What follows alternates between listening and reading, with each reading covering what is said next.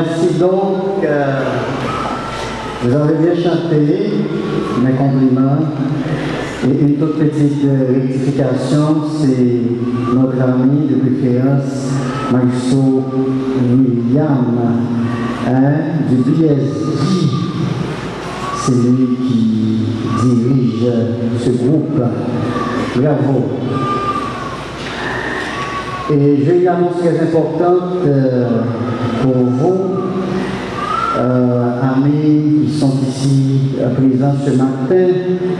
Et le docteur Donald Métellus, originaire du Cap-Haïtien, il est pasteur également, il dirige une grande assemblée au Cap-Haïtien.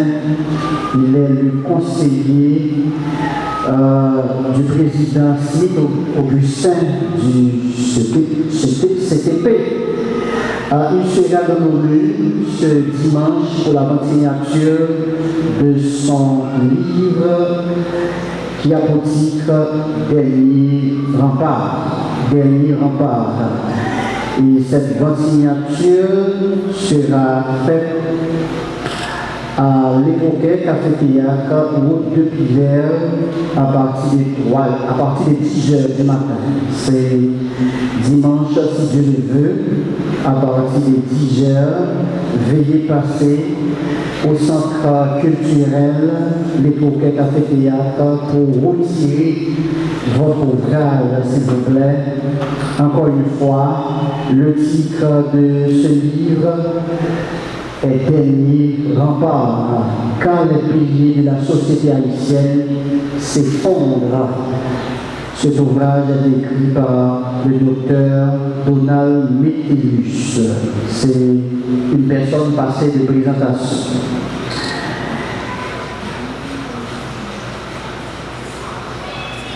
Nous avons l'honneur d'accueillir parmi nous le prédicateur de cette cérémonie de collation de diplôme, psychologue de profession, vice-doyen aux affaires académiques du CEBI, marié et père d'un enfant. Il est également un leader consacré et ordonné au sein de l'Église évangélique Baptiste Péniel. Chers invités, chers récipiendaires, mesdames et messieurs, veuillez recevoir avec respect le docteur Dielin Noëlzy dans la prédication de la parole de Dieu.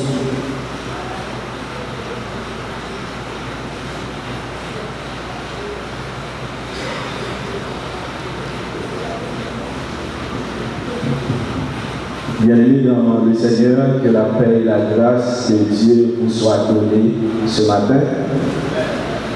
Ce matin, nous sommes très contents d'avoir ce noble privilège d'être ensemble pour assister à cette cérémonie de collation de diplôme.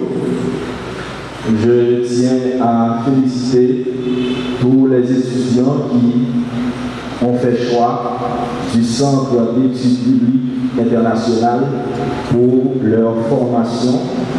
Je tiens à vous féliciter également qui avez laissé votre demeure respective, vos activités pour venir participer dans cette cérémonie. Alors, je suis là pour vous prodiguer quelques conseils aux futurs gradiés qui auront à servir le Seigneur dans le ministère. Certains d'entre eux dirigent déjà les assemblées, mais ils auront à continuer ce travail qu'ils ont déjà commencé. Pour cela, nous vous invitons à vous mettre debout pour que nous puissions lire la parole de Dieu de façon rapide afin que nous puissions enchaîner dans notre intervention ce matin. Nous allons garder le temps devant nous, il y a seulement 20 minutes pour qu'on parler avec nous. M'appelez pour nous rapidement. 2 Timothée chapitre 2, le verset 2. Et ce que tu as entendu de moi, en présence de beaucoup de témoins, confie-le à des hommes fidèles qui soient capables de l'enseigner aussi à d'autres. Merci, rassoyez-vous. Que Dieu, dans son amour, daigne bénir sa parole pour notre édification ce matin. Nous lisons 2 Timothée chapitre 2, le verset 2.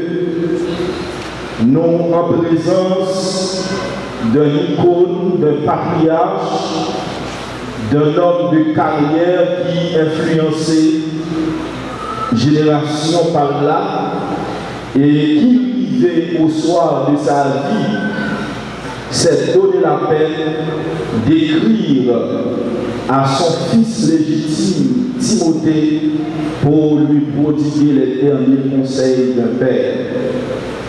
Le sujet de notre message ce matin, c'est bien la capacité et la fidélité dans le travail de Dieu. Alors nous tentons de parler en pile de fidélité, même après plus pour nous parler de capacité matin dans le travail de Dieu. Et je dis à nous des hommes qui sont capables d'une part, mais qui ne sont pas fidèles. Et d'autre part, nous avons des hommes fidèles qui ne sont pas capables. Il nous faut des hommes qui réunissent ces deux conditions, être fidèle et capable pour servir Dieu dans le ministère. Amen. Amen. La capacité et la fidélité dans le travail de Dieu. Nous parlons de capacité, nous sommes capables de dire c'est mon qui est tête, mon qui a aptitude, talent, don. Monde qui a compétence pour travailler pour Dieu. Et là, on parle de fidélité, on parle de loyauté, intégrité. On parle de foi également dans le